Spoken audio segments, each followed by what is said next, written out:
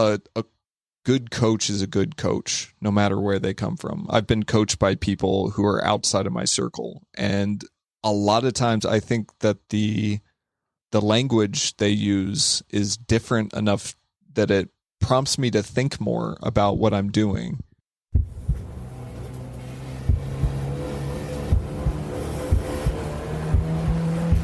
Green flag. Welcome to the Blind Apex Podcast, where amateur club racers tune in to get faster.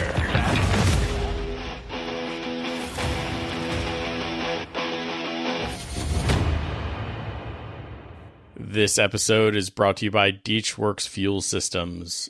Visit deechworks.com for all your fuel system needs. As always, I'm your host, Con John Turk. And on this selfish episode, we're going to talk about how do you know when you need to get a driving coach? And since I'm not a driving coach, but I might be in the market for one, joining me, someone obviously a driving coach, someone also in the One Lap of America cult, GLTC racer, half of the Track Walking podcast. He's a fellow, what I would call a navel gazer and pontificator, I think anyway. Scott Robertson, welcome to the podcast, sir. I think that's the most fun intro I've gotten yet. That's fun. I try a little bit. I try to keep my stalking of people to normal. I don't know if you can have a normal stalking, but yeah, that's fair. There's a rumor out that you're also an ordained minister, but I didn't really want to go down that rabbit hole without knowing for sure. So, well, it's not a rumor. I am ordained, non-practicing, but yeah, it's, I am a rev, so I can pull that out if I need to. So you can be a driving coach. You're also an instructor. So you could be an instructor, a coach, and you can get married on the same weekend. It's true. Yeah, it's true. I can, I can do communion, first rites, and tell you why you're slow in turn 2. So that's amazing, right? That's the kind of repertoire we all need. Yeah, there you go.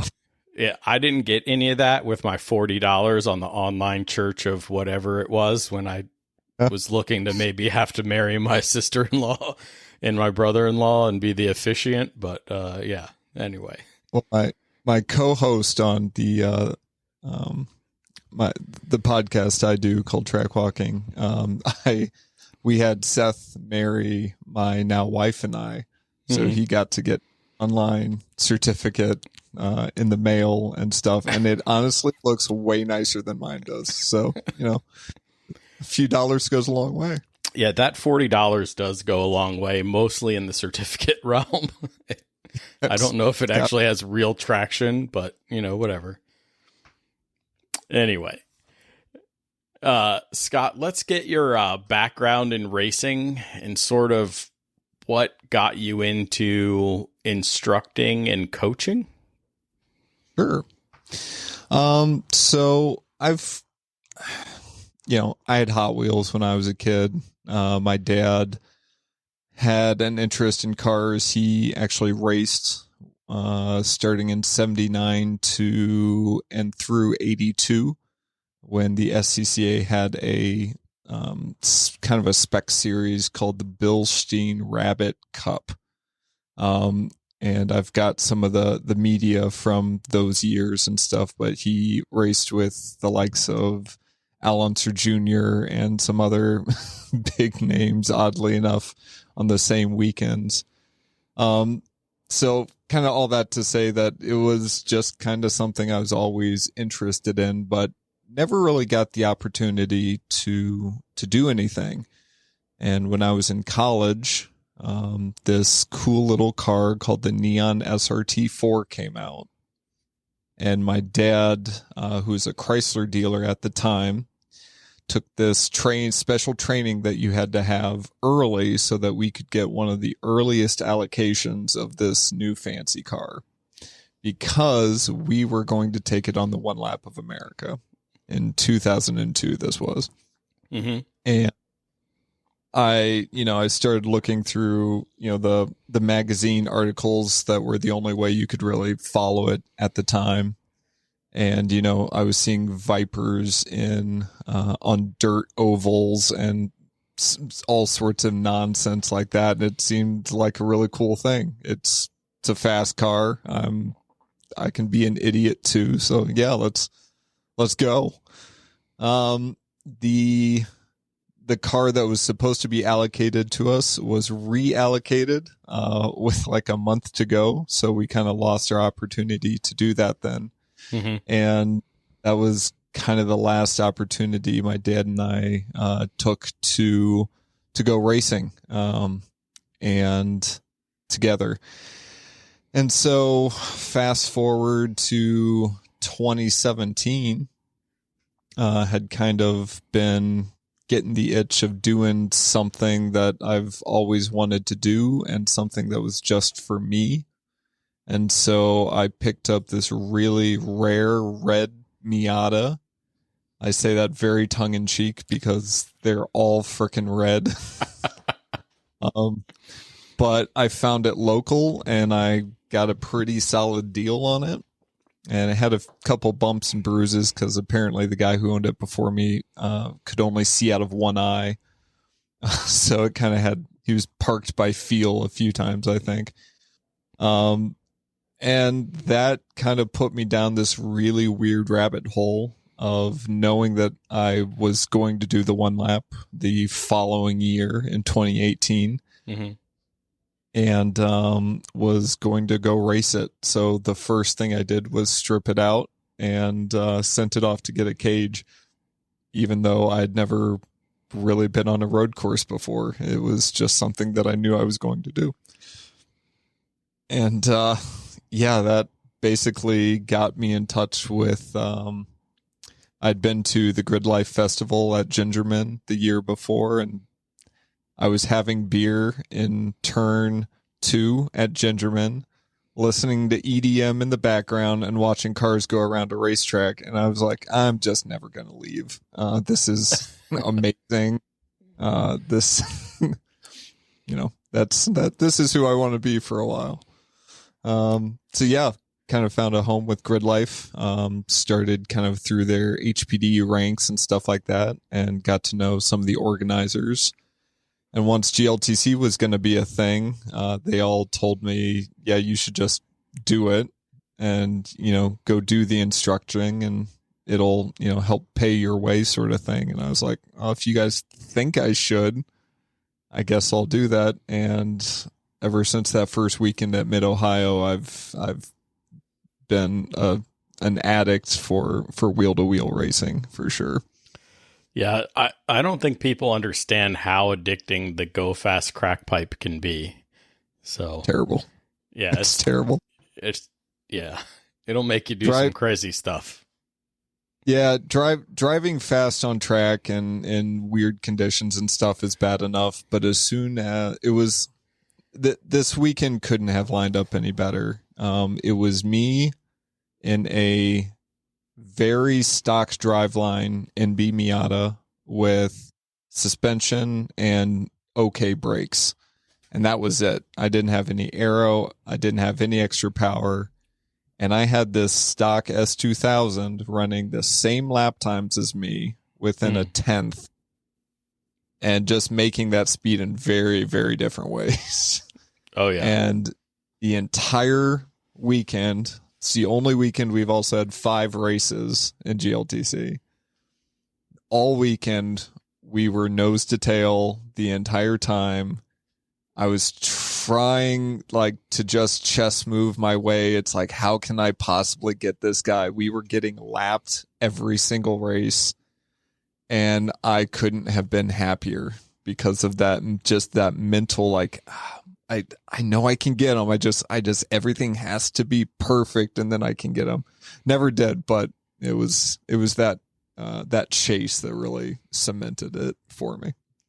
Yeah, and it doesn't matter if you got lapped or not. You were in a fight, right? And yes, and that's what motivates you. When you have either somebody right behind you or right in front of you and you're duking it out, like it doesn't get any better. It doesn't matter where you finish as long as you're in a fight.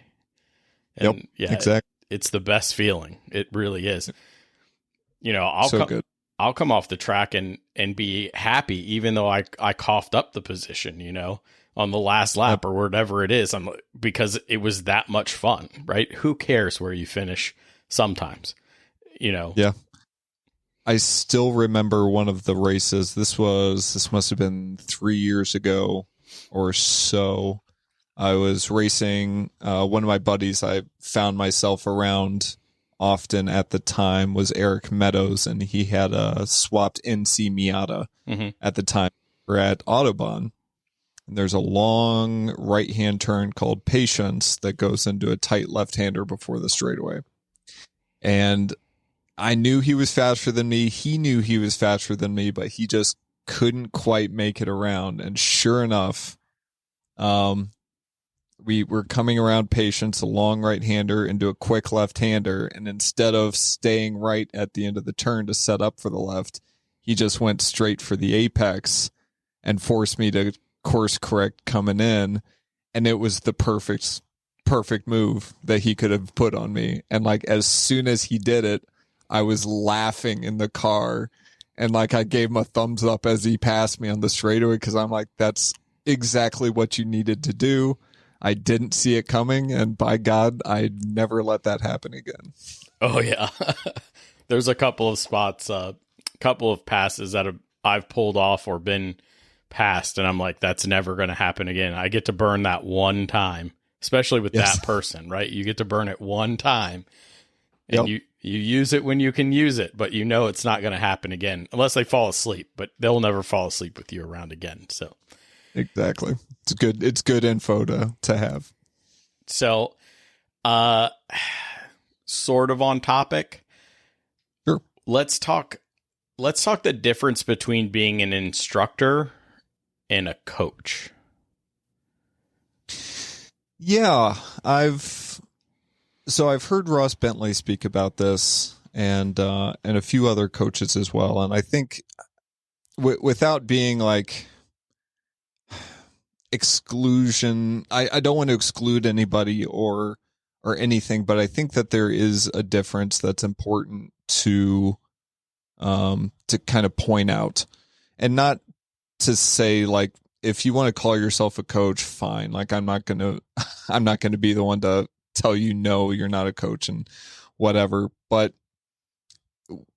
I am the Grid Life novice lead for the instructors, but I am also a driver coach.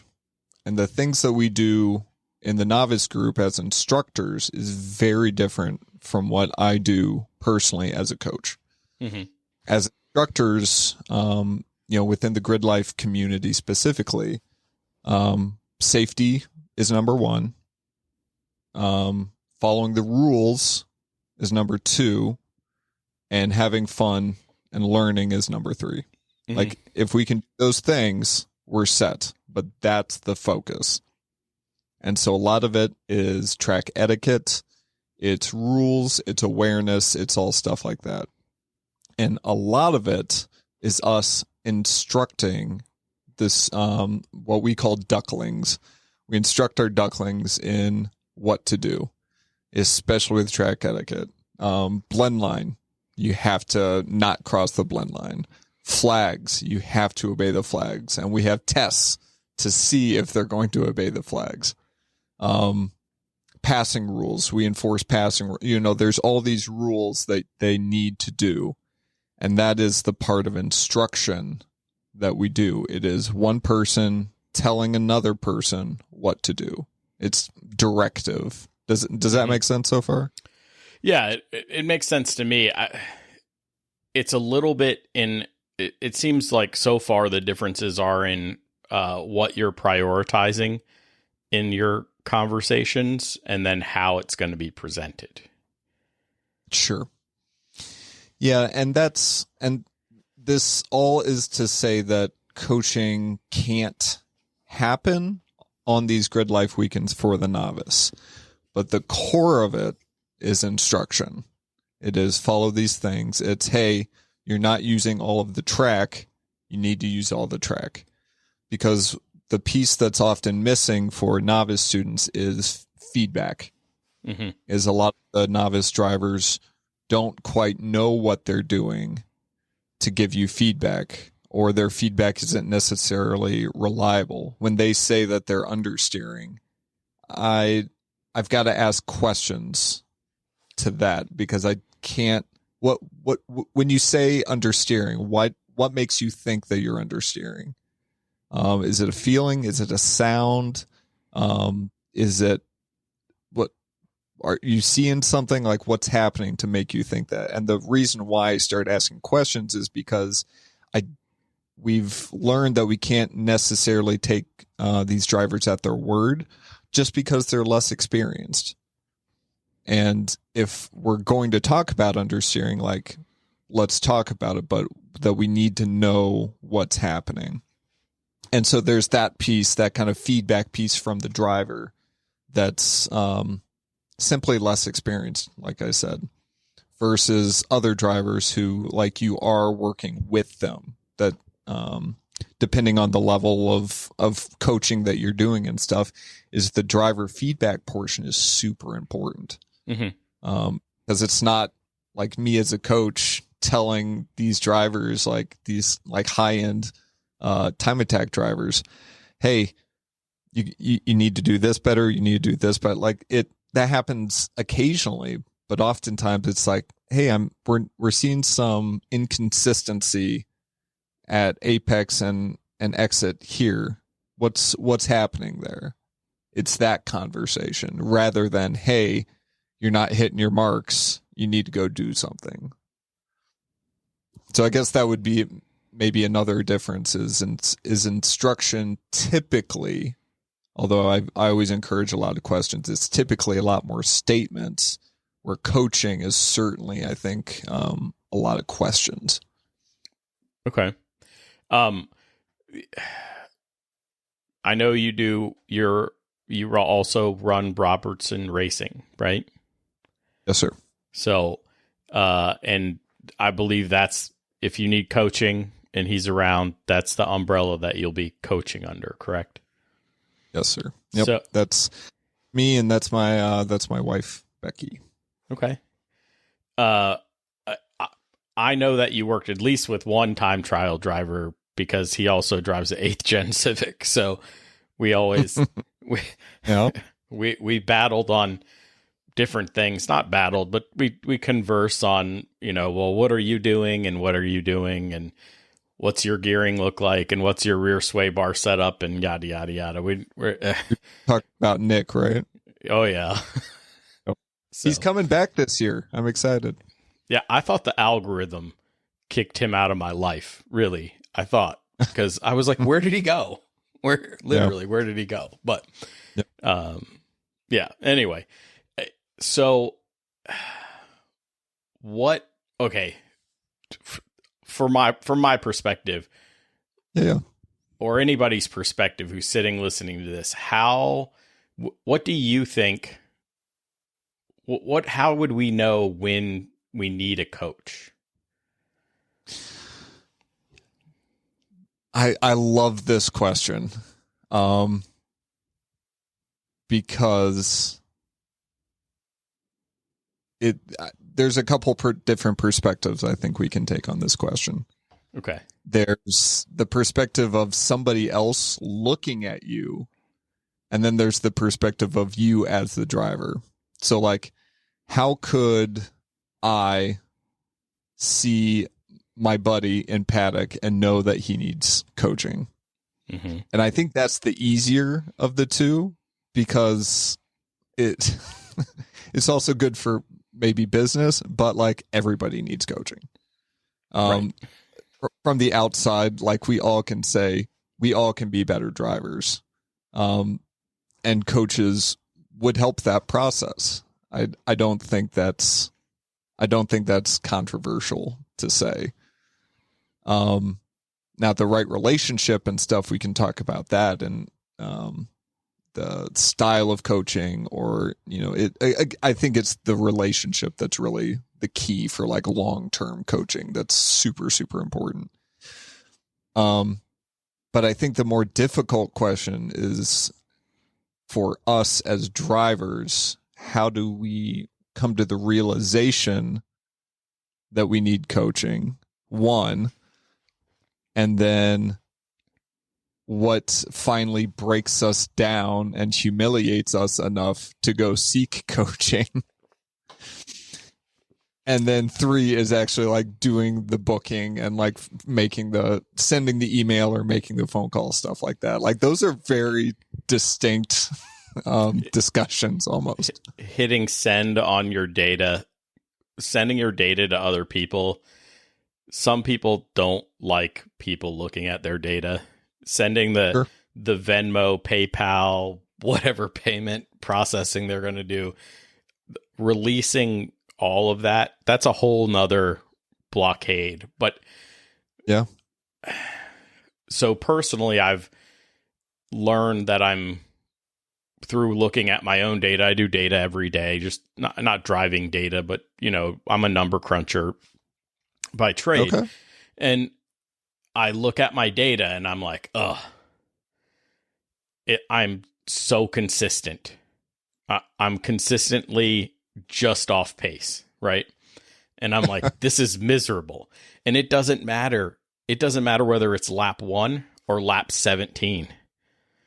And I know where the squiggles go. And I know what obviously most devices these days, whether it's like an Apex product or the Garmin or AIM or some product, is going to give you your best theoretical lap. And rarely can I get close to that because I can't string it all together. Interesting. Okay. So I can get the same lap time, but where I mess up in turn 1 or where I catch traffic between, 4 and 5 or wherever the pause is, somehow I still make it up. I either made it up before I got to the issue or I make it up afterwards, but I can't do all of the precise things that I know I'm supposed to. I literally know exactly where all my issues are. Yeah, and sure. I can't convince myself, make myself, I don't know what it is to do it. And so to me, go ahead. To seek coaching, you mean? Well, yeah, now I'm like, okay, I took Ross Bentley's, coach yourself masterclass and all this stuff, and it helped. Like I learned some things. Sure. I changed some approaches that helped me get faster. Okay.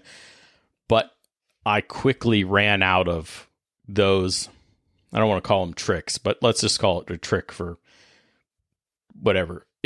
I ran out of the tricks in my bag to get me that extra step. Right. So I need something else. And to me, I know where the problem is.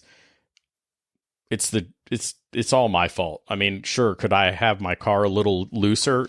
Absolutely. But generally speaking, there's a tit for tat, right? So you get so fast as a driver, you make some car changes. Now you're going to drive up to the level of the car, make some more driver changes, make some more car changes, and it just goes back and forth, right? And that's how you do car development. That's how you develop yourself as a race car driver. But I feel like I'm stuck.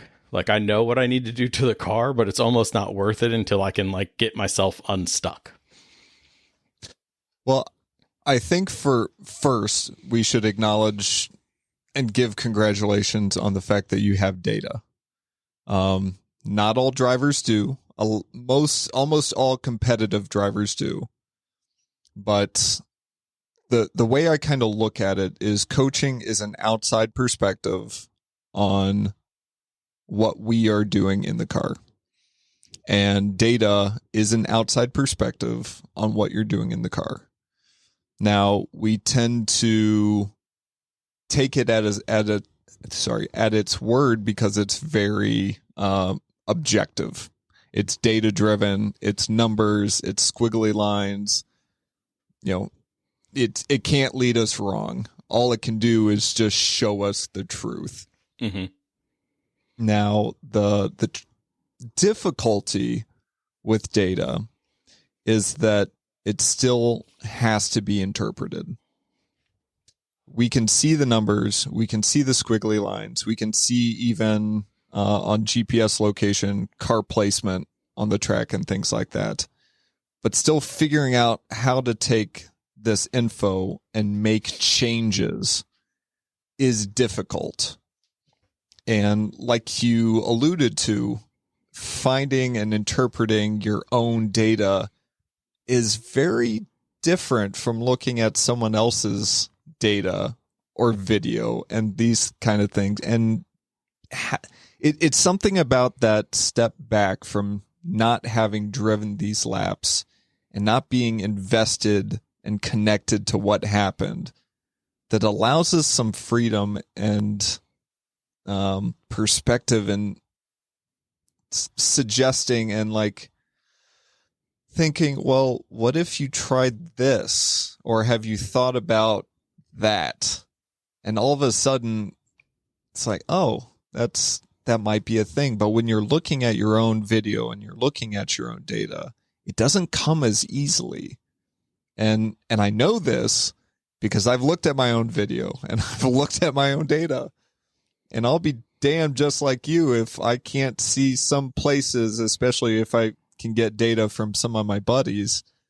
I can see where I'm slower, but man, like going and finding that's really, really hard sometimes. And oftentimes I don't quite even know how to go about it.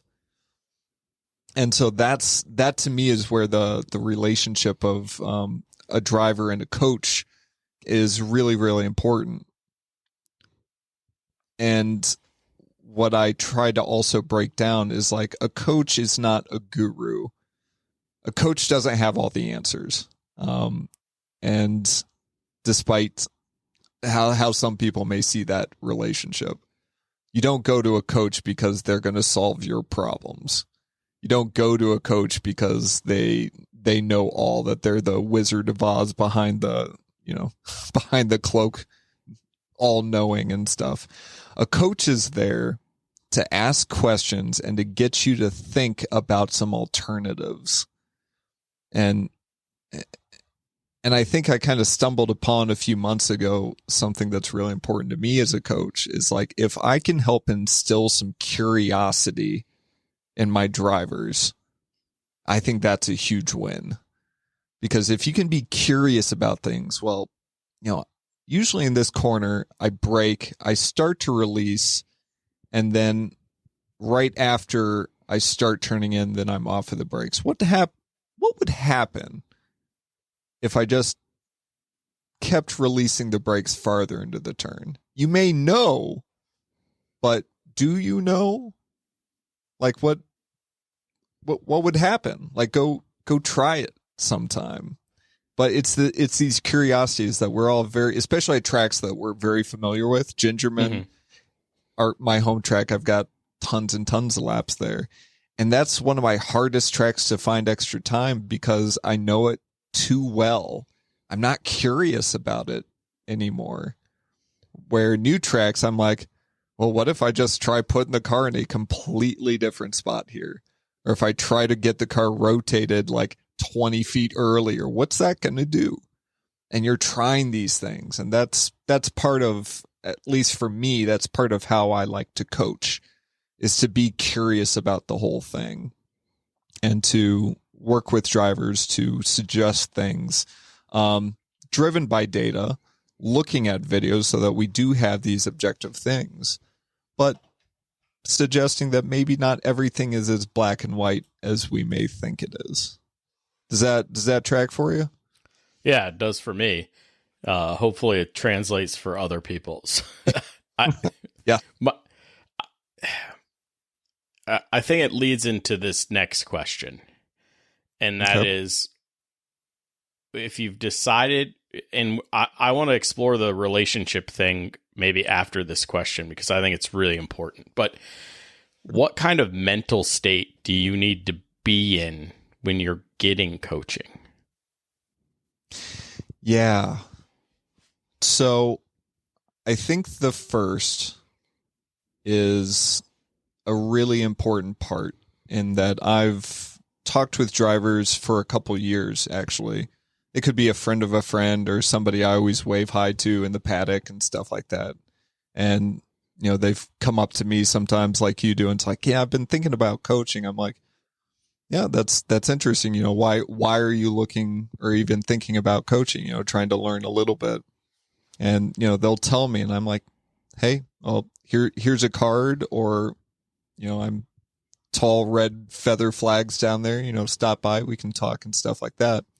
But I always leave it in their court, because what I've found is, like we talked a little while ago, drivers who are given a coach, that gets difficult.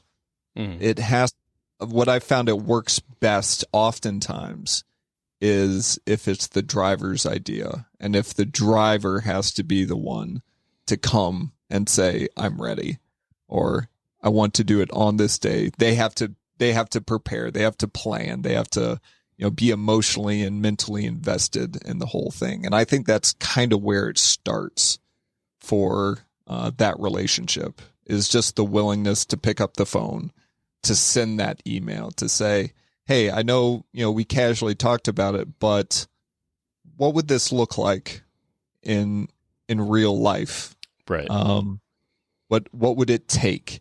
I'm looking at doing X, Y, and Z. What would you recommend be the best way to accomplish these things that I hope to do?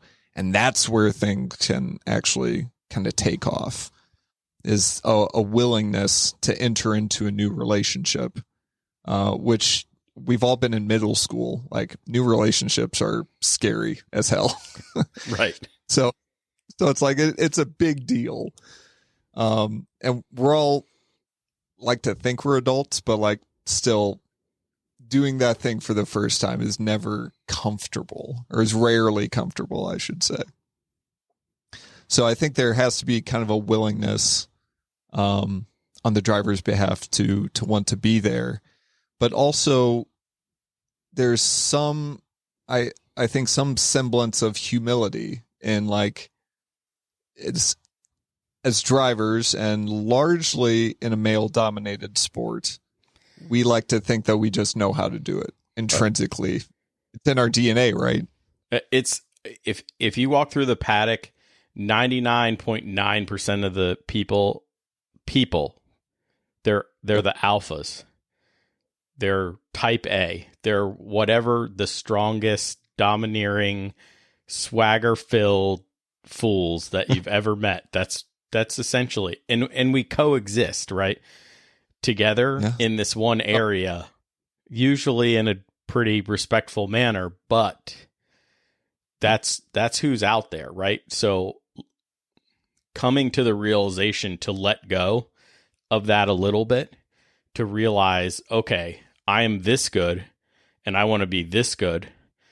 You know, I'm using hand signals in a podcast, or I'm speaking with my hands in a podcast, like, you know, I'm real professional here, but you want to increase how good you are. Sometimes you're not taking a step back, but you sort of need to humbly actually realize where you really are. And then my problem is, I don't know if I'm actually mature enough to accept input. I think that's fair. And I think that's a great kind of question to ask yourself. I also don't want to make this seem like it's necessarily like touchy feely, like we're going to hold hands the entire weekend and bongo do that drums and stuff. And right. I mean, maybe we will. That's fine. We can go get tacos together. That'd be fun.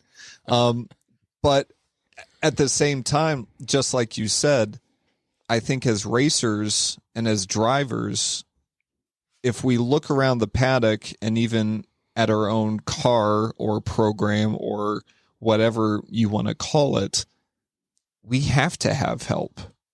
We don't build our shocks ourselves. We don't know what spring rates we need initially. We don't really understand how aero works on our own.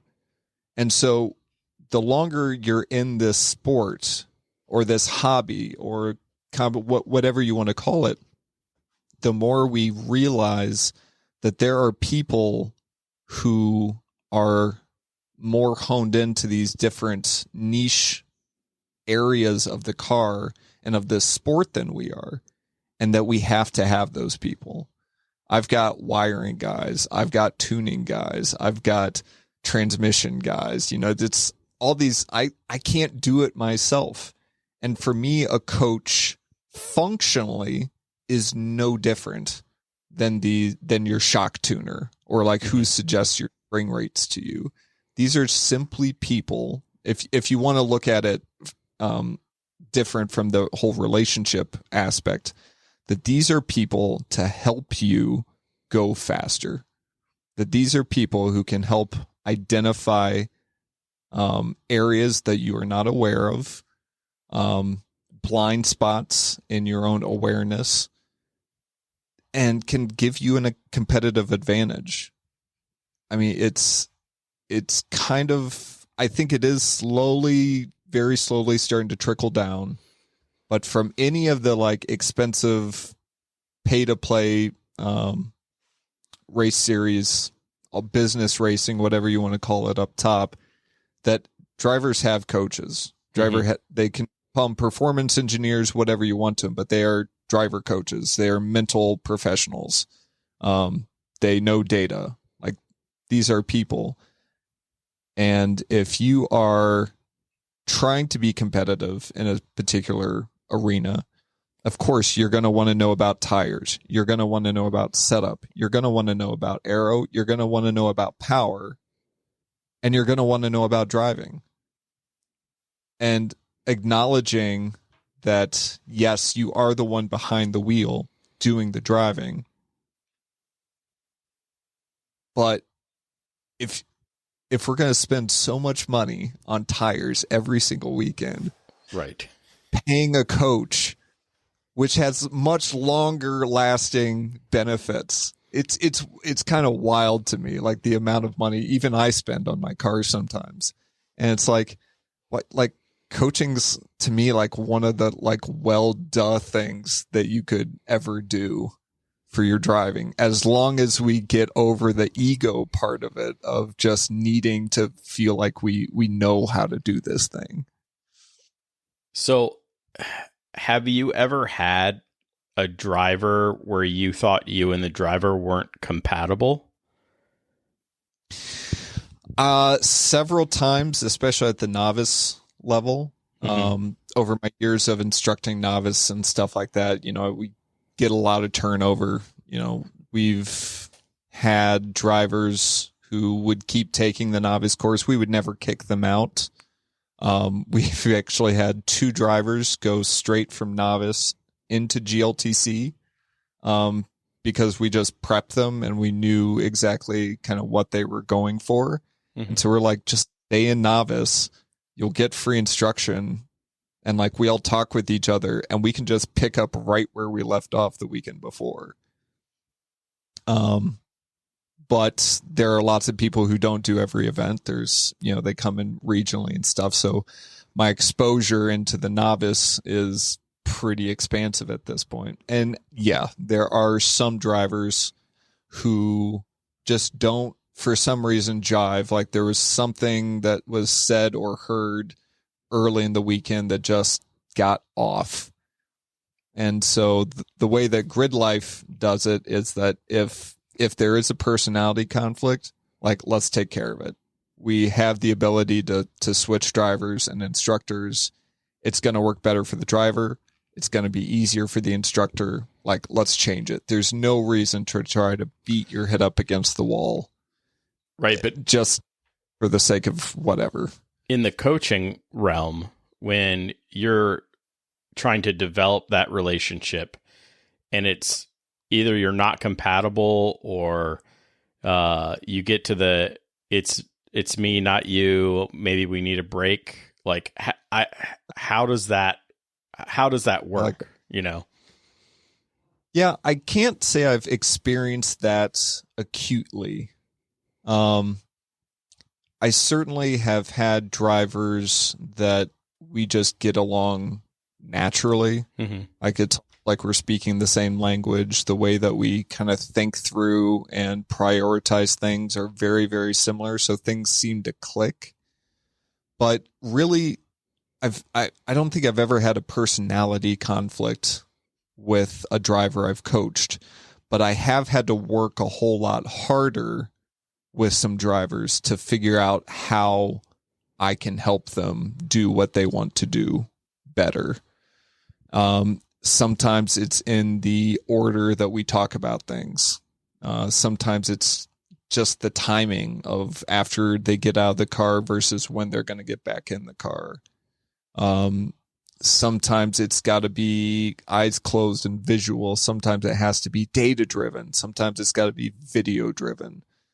But I've had the opportunity with a lot of the drivers that I've worked with coaching that they're repeat offenders, that they come back and we do coaching. And so every time and every session, we can kind of ask, so what's working here? And sometimes even in the middle of the weekend, in the evenings when we're hanging around, we're having some food, maybe a couple drinks, and we're like, hey, what did we do this weekend, or what did we do today that really worked for you? What helped it click? And they'd be like, when we looked at video first and we had the data up, but we were focusing on the video, and then you were kind of describing what we were seeing through the data or after the data. Mm-hmm. And so be like, sweet. All right, let's do more of that. And then we can change things. We can tweak things, because not everybody learns and processes things the same way. I think you asked me, and I don't think I ever really explained, like, why am I a coach or why am I an instructor? And I've been teaching some level pretty much since I was 16. Mm-hmm. I was a professional water ski coach for several years before I was a high school English teacher. And it just kind of kept going from there. But in water ski coaching when I was young, it was amazing to me that there tends to be a very specific stance that a skier would take as they're kind of crossing across the waves behind the boat. And I would say the same words to 3 different people, and they would all do something different. It, like, for weeks, it would just like, what's happening? Like, I'm describing the same thing, but they're doing something different. But what I found is I put in my repertoire about 6 to 8 different ways of saying what I want them to do. And so the end result was very, very similar, but the way that I described it and the words that I had to use had to be so different. And I just had to experiment, a lot like driving, like we talked about, right? We just had to experiment and be curious about, like, all right, when I say this, show me what, like, when I say chest up, what does that look like? What does that feel like in your body to you? And they would show me and be like, cool, we're not going to do that. All right, let's try something else. Where, like, as a driver, I could say, all right, so you're pinching the entrance a little bit. And sometimes I can see a look in their face that's like, what did you just hear me say? And they'll say, I turned in too fast. Maybe that's right. Maybe it's simply you turned in too early. Maybe the speed had nothing to do with it. But that's that coaching aspect of it, that it's the give and take, that I'm going to suggest something or ask a question, and then we have to figure out what each one of us means about that so that we can get to that goal that the driver wants to. And maybe it's lap time, maybe it's racecraft, maybe it's just working up a little bit more courage in high-speed corners like a lot of drivers do. Like, whatever the goal for the weekend, or for the season is, it's working on the meaning. And when I suggest this or say this, and like, what can we do to help this be better? Like, I don't have a coaching style. I don't think, like a lot of people talk about a driving style. Like I have something that I like to do in coaching. And to me, coaching is what it means to you, not to me. You're like, the drivers are the ones being coached. And that's like, the buck stops there. So it's like, what can we do to help you? I think this is a sign of a good coach, though, is being adaptable and working with the drivers individually, right? So unfortunately, I get wrapped up into baseball coaching, and you can't coach everyone the same way. Not everyone Absolutely. will pick up everything the same way. And I think this is going to be bad and whatever, I'll say it. But if you get into a coaching situation where you hire a coach and there's multiple of you guys around and it's the same for everybody, it may not work that well for you. Or maybe it does work for you, but not somebody else. Just be aware. But the fact that the way you're talking about how you adapt to the drivers, and you're more worried about the driver and not necessarily a certain style that you're going to develop for yourself as a coach. I think that's just a sign of a good coach, in my opinion, because we all learn differently, right? Some people want to see the squiggly line. Some people want to see the number. Some people want to see the video. Some people just want to be talked to. I know people who they collect data all weekend and they don't look at it because they don't want to interpret it. Yeah. And I think that's a whole lot more drivers than we think it is. Like a lot of, especially when you're in competition, almost everybody's got video, almost everybody has data. But the number of drivers who actively look at that, and I asked this question in the GLTC chat just because I was kind of curious, like, how often do you all look at video and data? Do you look at it between race events? Do you look at it once a day, like in the evening or something? Or do you look at it after every single session? And a shocking number looked at it between events. Like they waited till the event was over, then they went back and looked. Some more looked at it like once a day. A few people, like, if I'm struggling, I'll look at it, but if things are going all right, I'll just let it ride. And very few looked at it every single session.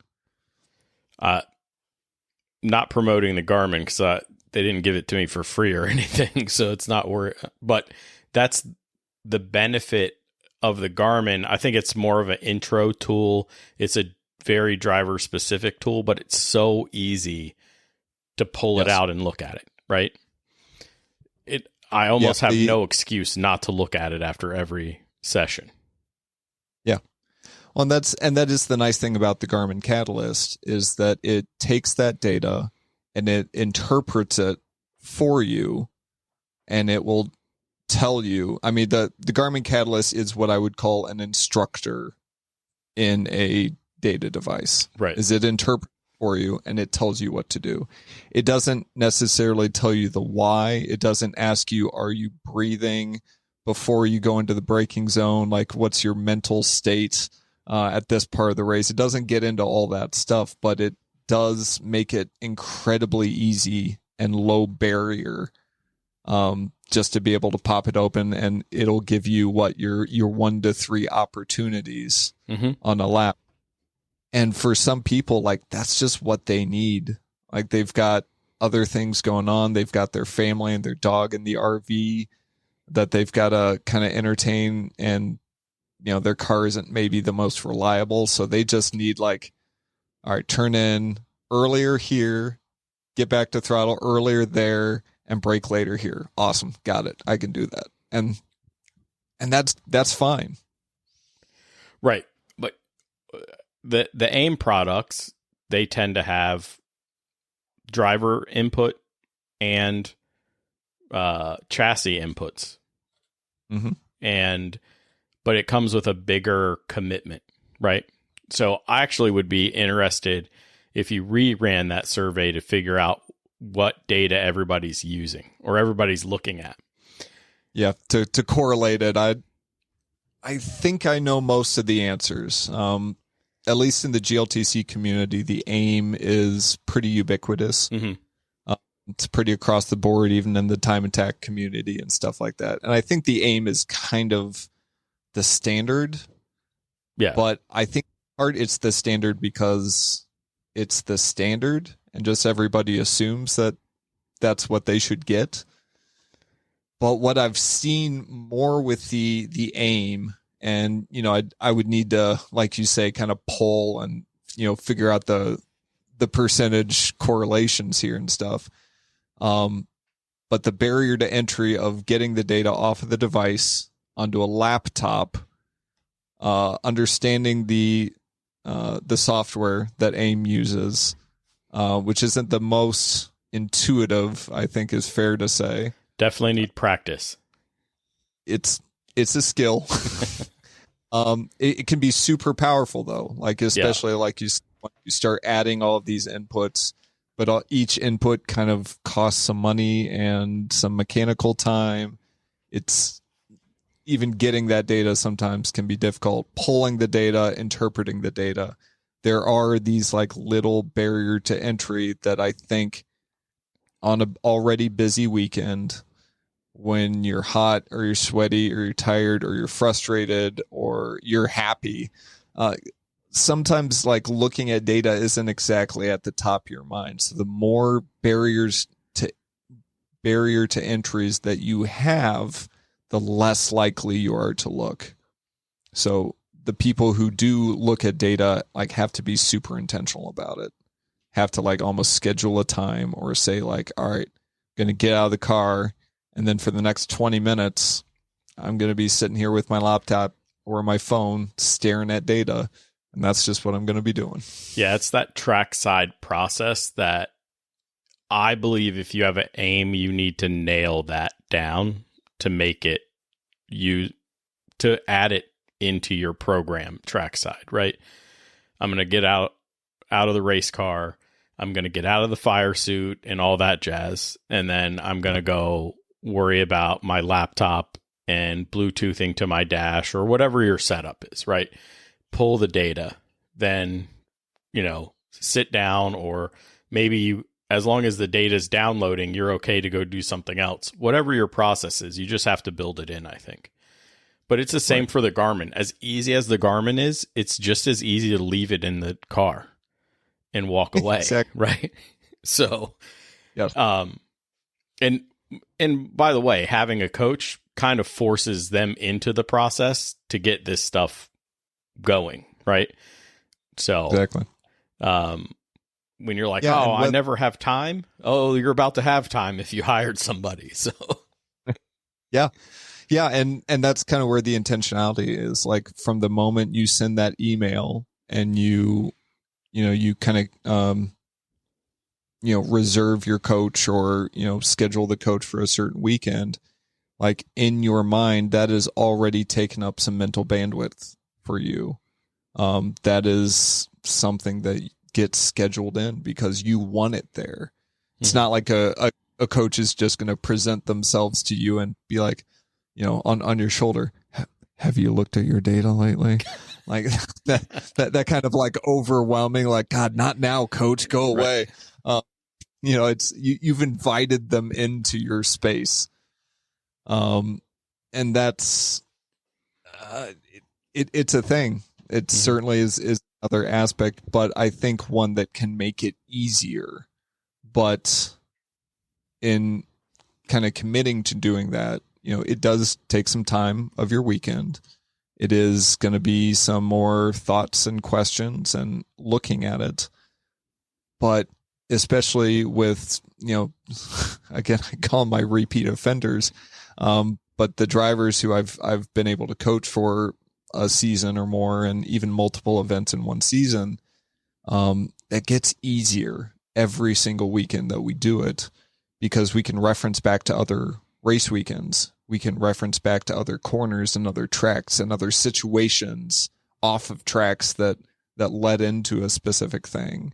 We know how they learn and how they take in information the best. And if they have a certain kind of session, I know to leave them the hell alone for 20 or 30 minutes. Or I know when I can push them. If they're, a little complacent sometimes, being like, you seem really comfortable with the pace that you're at. What's going on? That kind of a relationship can build up over time. And that's been kind of fun this season, is having partnered with a couple drivers for the entire season, is seeing how they go through different race weekends and learning them. And they very different drivers in their process and how they think through things and stuff. But it's been great to work with them. And I've learned a lot even about like how to coach different drivers the best I can. Yeah. And I think it's really important to understand hiring a coach can be a one and done type of weekend. But the more I talk to people like Jackie Andrews, Tom O'Gorman, Peter Krause, all great people, all great coaches, right? And so the more you talk to them, the more, and the longer this conversation has gone on, the more I realize that the relationship as it develops, the sessions, the coaching gets not, I don't want to say easier, but more fluid, right? And then more effective. And yes, it matures over time. We talked about relationship, and that just gets better over time. And then the whole process is getting better, and you as a driver will get better. So I think that's pretty important for people to take away. You can do it one and done, I'm sure. But when you come, that's where I'm sort of questioning, like, when do you say, okay, coaching isn't helping me anymore? And when do I come back? Sure. But at the same time, the longer you do it, obviously, I just see more and more benefit, and I see almost no negatives. I mean, other than budgetary stuff, right? But right.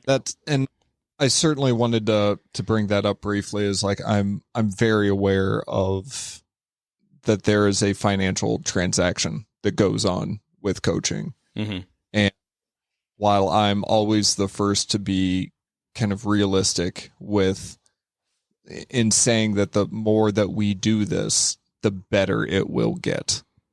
I'm also very aware of the financial capabilities that different people have, that we are in a already expensive sport that can that takes time, takes energy, and it takes money. It takes all three of the things from us, and it will take it infinitely if we let it. But if you can do one weekend is better than none. If you can do 2 weekends is better than one. So I would never want to shame somebody in saying like, oh, you can only do 1 weekend of coaching. That's not even worth it, because it absolutely still is. Yep. But can also still be honest in saying that if you have the ability to keep going, 2 is going to be better than 1. And something, again, kind of through water skiing when I was young, that I largely coached slalom skiing, which was like a 30-second pass, and then we'd stop, pause for a couple minutes, turn back around, do a 30-second run, sit down for a bit.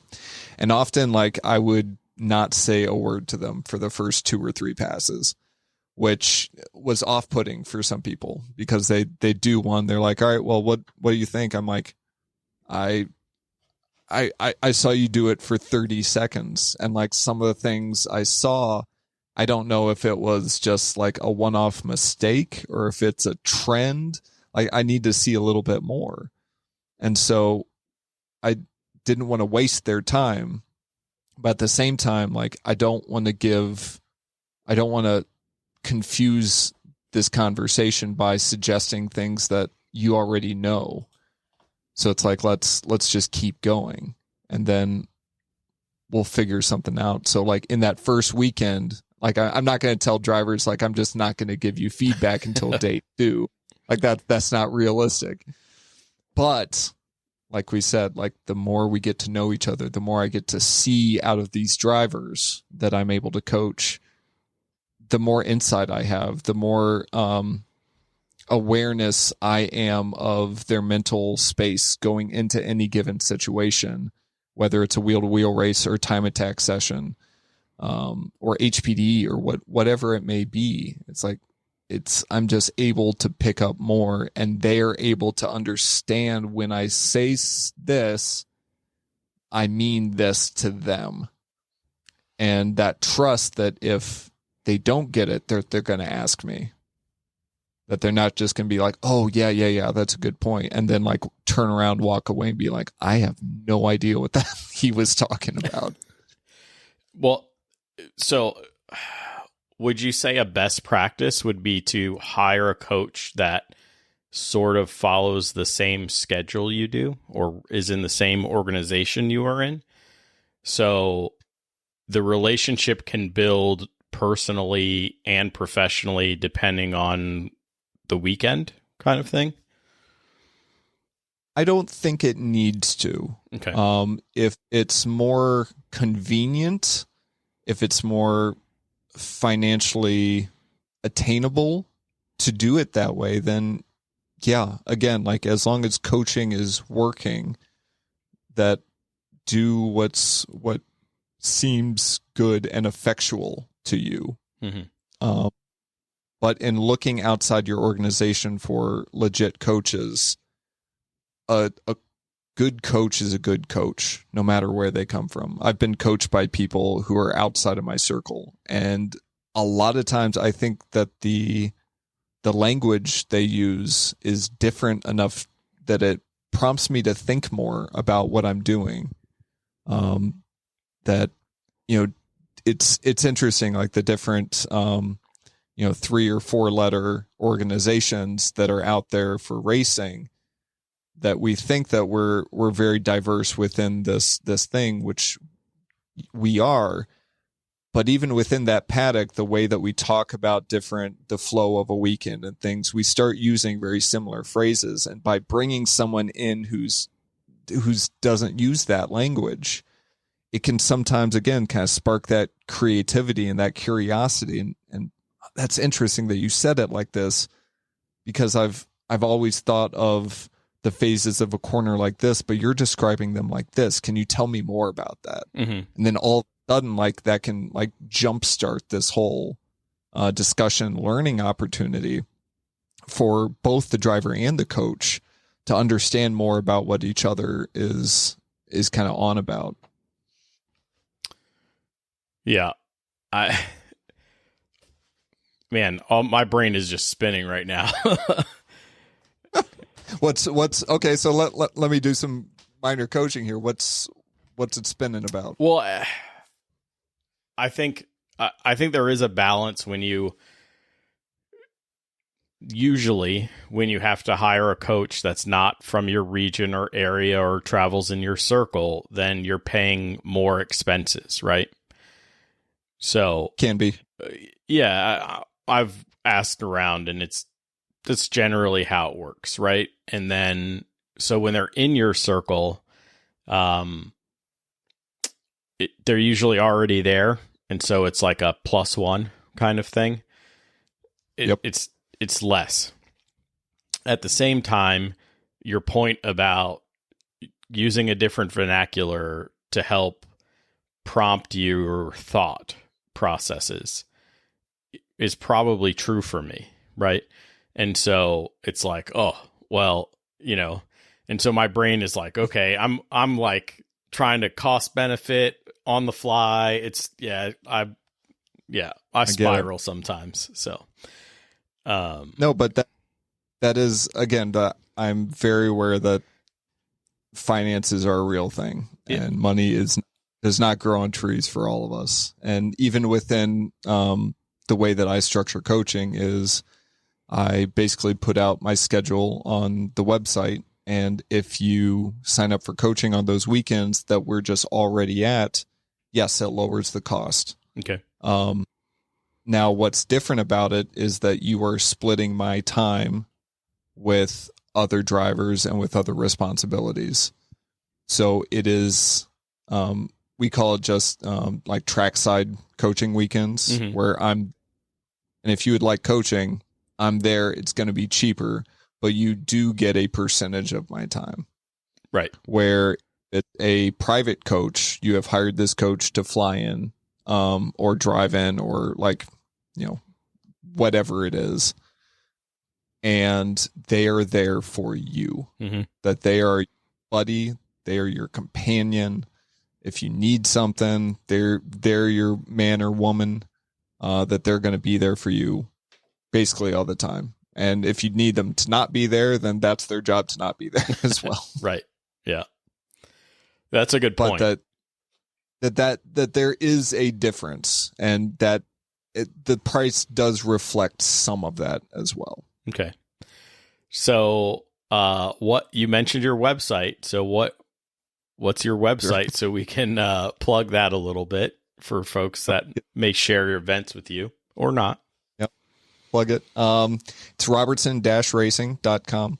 Okay. It's got our coaching, our setup services.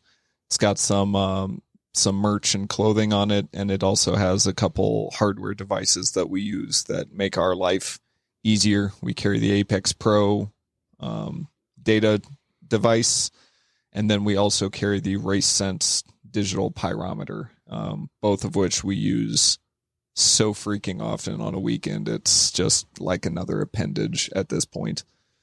Our schedule is up there already.